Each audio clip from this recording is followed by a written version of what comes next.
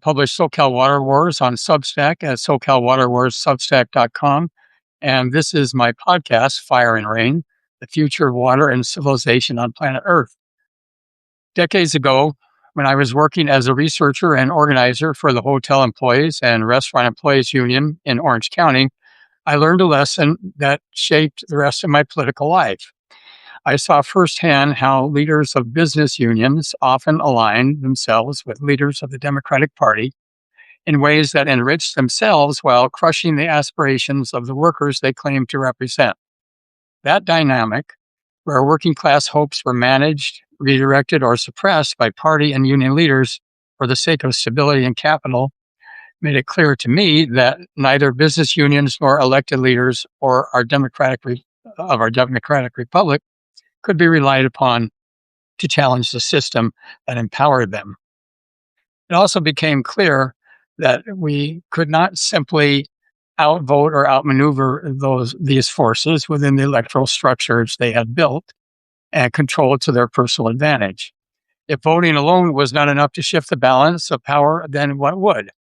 My conclusion at the time was that meaningful change would require a deeper transformation, one driven upward from the bottom of society. In my mind, that path looked like this: educate, agitate, organize with the working class while building the capacity for massive rolling strikes and boycotts. Only through that collective action, I believe, could we create the conditions for a political system in which elections truly reflect the will of the people and which elected officials would act according to that will.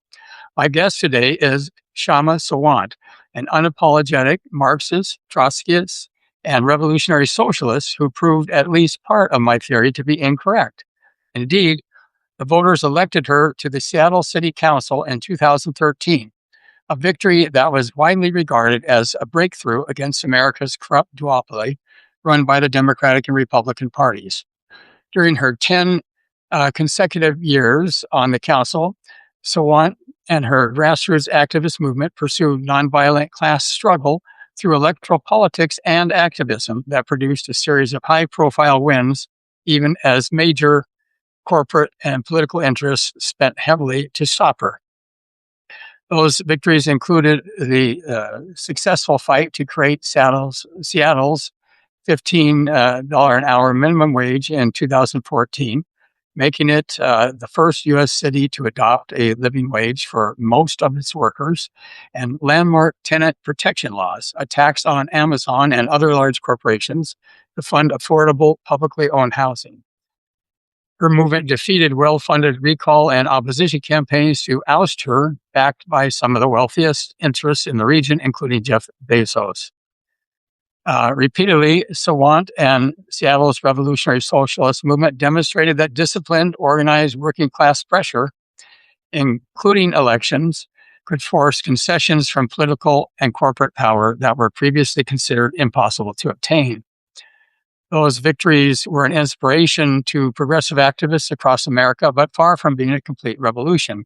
Thus, Kshama retired from the city council at the end of her last term in office in 2023 to build a national movement through workers' strike back. She is currently running for Congress against Adam Smith, a 28-year veteran of the House and a conservative Democrat.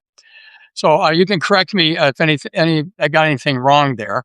But welcome to SoCal Water Wars and Fire and Rain. Thank you so much for having me. Pardon me. Can you hear me?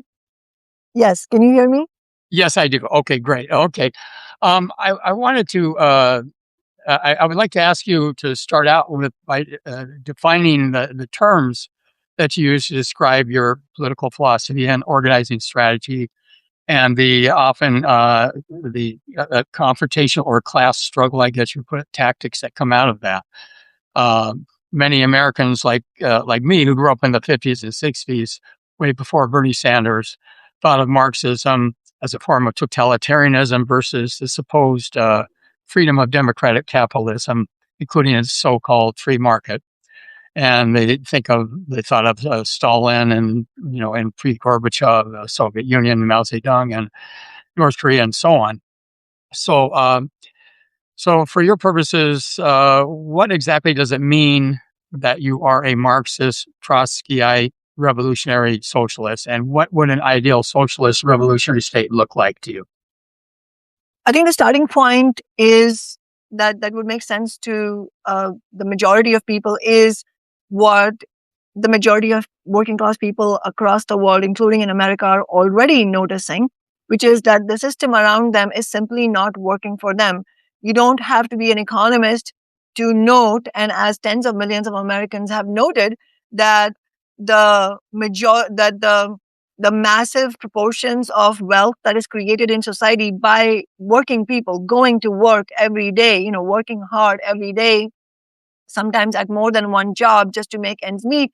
But that collective labor generates massive amounts of wealth, and most of that wealth is siphoned off by a few billionaires and multimillionaires at the top, and while the rest of us are struggling even more than we were, perhaps even as recently as 5 years ago. Most of us are struggling even more than we were to put food on the table, to keep a roof over our heads and our families' heads, and to just make ends meet. The cost of living crisis is forcing people into such unprecedented precarious situations that overall I think it's a real indictment of the system around us, that despite more and more wealth being created, and despite the United States being the richest country in the history of humanity, more and more people are being pushed into the extreme margins of what is possible to live on. And so that starting point also, explains to us that actually it shouldn't be this way, and we need something better. And I think there's a real search for alternatives. And that alternative, in my view, can only be based on the idea of working people, billions of working class people across the planet owning and controlling the resources of the planet. And the simple reason why we need that shift to happen is that you can't control what you don't own. So for example, we can talk about the climate catastrophe, the impending climate catastrophe, and how to avert it. We can talk about how it makes sense to use renewable energy, all of that. We can keep talking about that endlessly. However, we, meaning working class people, have no ability to change society in the direction away from fossil fuel use and towards clean, safe, renewable energy, because we don't control these massive corporations, not only the fossil fuel corporations.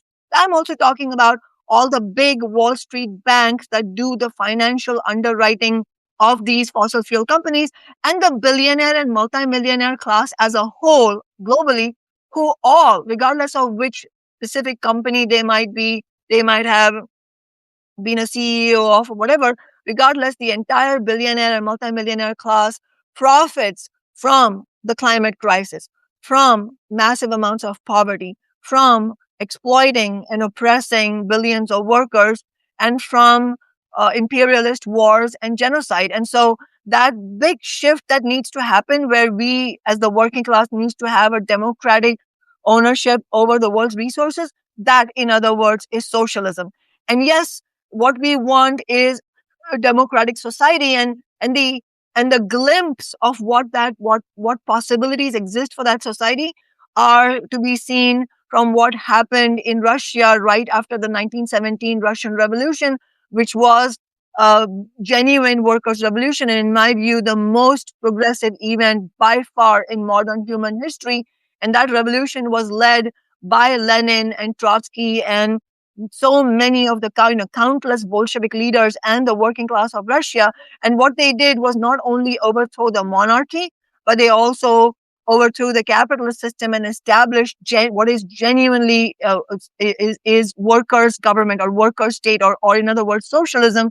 And what that achieved was something that capitalism will never be able to deliver, meaning a decent and high standard of living for all ordinary people, regardless of who you are, regardless of what work you do. You get high quality housing, healthcare, food. Uh, you know, um, Anti-Semitism was actually criminalized. That was the first country in which it was actually the freedom of religion. It was also the first country where homosexuality was decriminalized. It was the first country where women got the right to vote, years before any Western nation, any nation under capitalism gave women the right to vote. So all of these things are possible. All of these things, the majority of people agree with. The majority of the working class in America is well to the left of the politics that's on offer. And that is why, as we have seen through our elections in Seattle, calling myself a socialist was never a barrier to get elected. It was never a barrier to be able to win over masses of workers to fight for the demands like we did to win the nation's highest minimum wage and the Amazon tax and unprecedented renters' rights. This is what working people want. In fact, the dirty word is the C word, capitalism. And that is why I think there's never been, in my 18 years of activism, there's never been a more auspicious occasion than right now to fight for these things, because the majority of people agree with us.